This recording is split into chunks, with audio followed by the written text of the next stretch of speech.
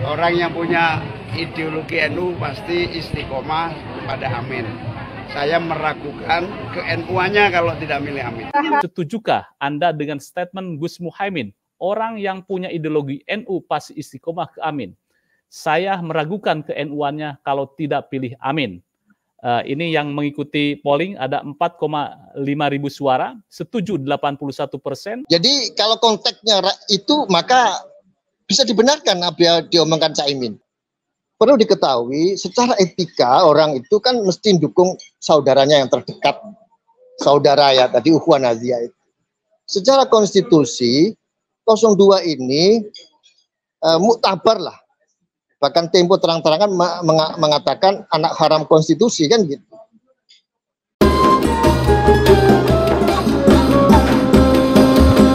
Meskipun nada guyon-guyonan, tapi guyonan siasi ya, guyonan yang berbau politik.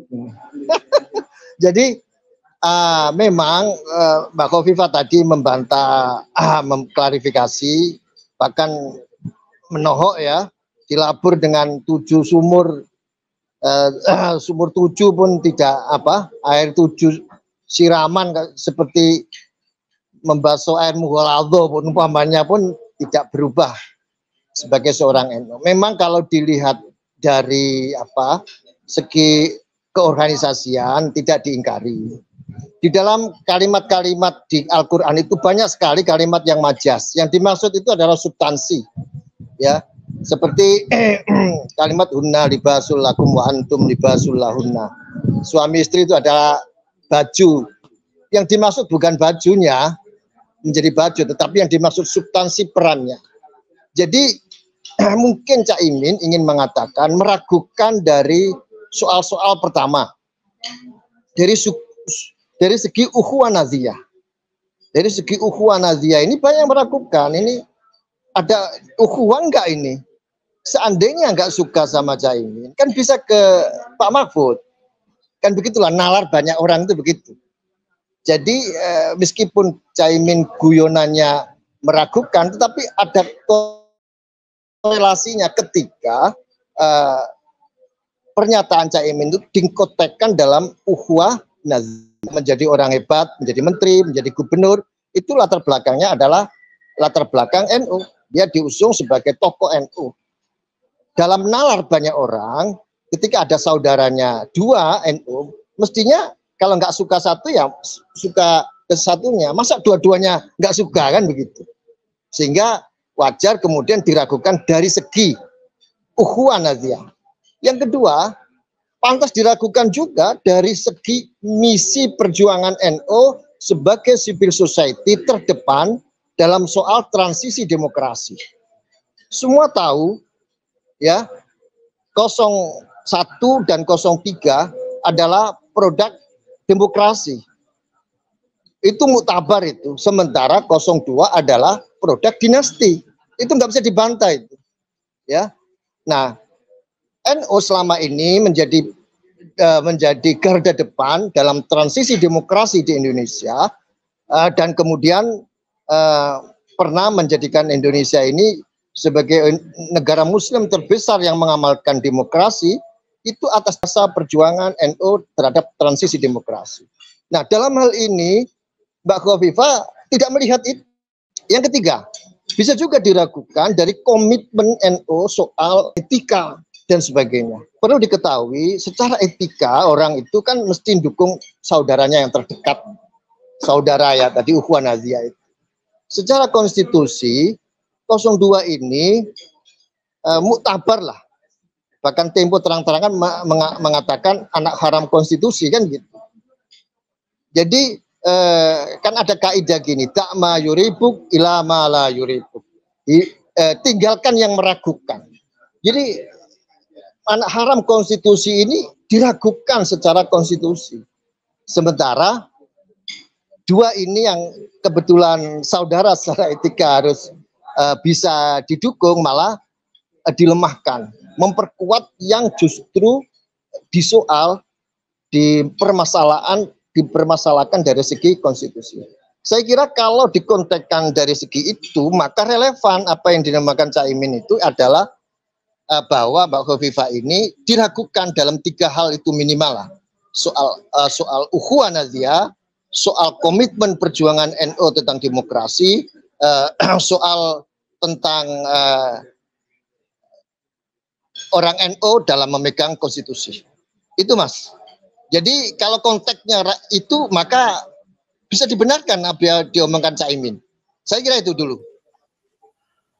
Ya, jadi Anda ingin menegaskan bahwa statement Caimin adalah bentuk kemarahan atau kritik pedas bahwa Mbak Khofifah atau Bu Khofifah ini kan mau tidak mau beliau juga duduk di struktur PBNU. Artinya ini kritik pedas terhadap salah satu elemen PBNU. Ya, itu kan kelanjutannya lah. Tapi kalau kita lihat dari segi meskipun gaya pakai bahasa guyon, orang kan pertama kali meragukan kan kayak guyon gitu ya. Tetapi sebetulnya itu mengandung hal-hal yang saya sampaikan itu. Yaitu dia sebagai orang yang distruktur, mestinya fatsunnya tidak kemudian terjun langsung menjadi tim sukses deklarasi begitu. Itu kan tidak etika juga itu kan. Kecuali kalau dia mundur dulu, kan begitu. Mundur dulu, saya bebas dari ini, mundur dari gubernur, mundur dari PBNU, saya sebagai pribadi mundur dari muslimat, baru deklarasi.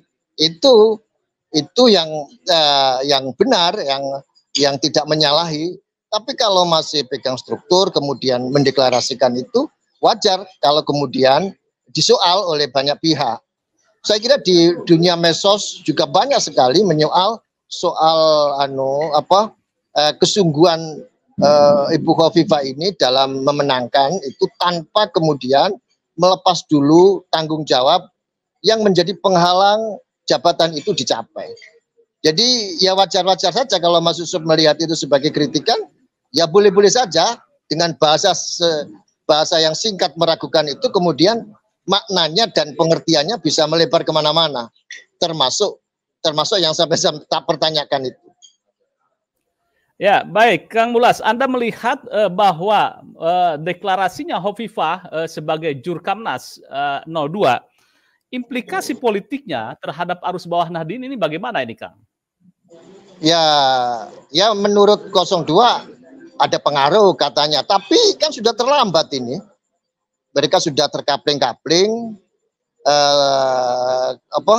konsolidasi 03 dan 01 itu sudah begitu kuat sehingga tidak ngaruh, apalagi di Jawa Timur itu rata-rata muslimat itu juga kan PKB juga. Jadi bisalah secara opini itu seolah-olah muslimat bisa, tapi konsolidir, apalagi kemudian cara deklarasinya itu tetap menggunakan kesana sini kan melantik muslimat begitu. Jadi masih dalam abu-abu kalau saya lihat ya gitu. Jadi tidak firm langsung acara seperti acara di GBK besok ini kan, itu kan tetap acara Harlah Muslimat. Hanya saja memang kemudian diolah oleh tim 02 seolah-olah itu menjadi dukungan kan begitu. Nah mungkin 02 ini memang perlu sekali kerumunan massa karena selama ini survei tinggi tetapi belum terbukti menampilkan kerumunan seperti 01 dan 03. Itu Mas. Jadi itu sangat diperlukan memang oleh 02 untuk membangun opini seolah-olah relevan antara survei dan yang real terjadi. Baik, sementara itu. Baik, saya juga akan tampilkan hasil polling pada Suka TV seperti biasa yang relevan dengan tema sekarang. Ada 2 pertanyaan yang diajukan di dalam polling yang digelar pada Suka TV 4 jam yang lalu. Pertanyaannya, jika Anda orang NU atau berideologi NU dalam Pilpres 2024, pasangan manakah yang akan Anda pilih? Ini ada 17.000 suara. Anies Baswedan, Muhaimin Iskandar 82%, Ganjar Pranowo, Mahfud MD 14%, Prabowo Subianto Gibran 4%. Ini sekali lagi ini polling di Pada Suka TV, bukan survei. Tentu berbeda dengan survei. Kemudian yang relevan dengan tema malam ini, jika Anda orang NU atau yang berideologi NU, setujukah Anda dengan statement Gus Muhaimin, orang yang punya ideologi NU pasti istiqomah ke Amin? Saya meragukan ke NU-annya kalau tidak pilih Amin. Ini yang mengikuti polling ada 4,5 ribu suara, setuju 81%, tidak setuju 16%, ragu 1%, tidak tahu 2%. Mungkin Kang Mulas bagaimana melihat dari polling atau jajak pendapat yang dilakukan oleh Pada Suka TV 4 jam yang lalu? Silakan Kang. Ya memang ini sebelum ada deklarasi ini kan memang ada pemecatan Pak Kiai Marzuki, dan itu saya dengar dari teman-teman Jawa Timur malah semakin solid itu untuk di belakang Pak Kiai Marzuki, dan itu mungkin mengkonfirmasi dengan pollingnya Mas Yusuf. Yang kedua, sebagaimana saya katakan tadi, Mbak Kofifa menjadi pendukung 02 ini terlambat gitu. Ya terlambat. Jadi komunikasi Caimin dengan melemparkan tuduhan bahwa Mbak Kofifa diragukan ke NU-nya ini memang guyonan, tapi dampaknya luas sekali. Kemudian orang Mbak Kofifa sampai kemudian mengklarifikasi begitu serius, padahal itu guyonan. Itu menunjukkan bahwa pertanyaan itu cukup mengganggu kebatinan Mbak Kofifa sendiri. Saya ini orang NU, dibesarkan NU, ada 2 kader NU nyalon, kok saya malah melemahkan, malah menguatkan ini dan sebagainya.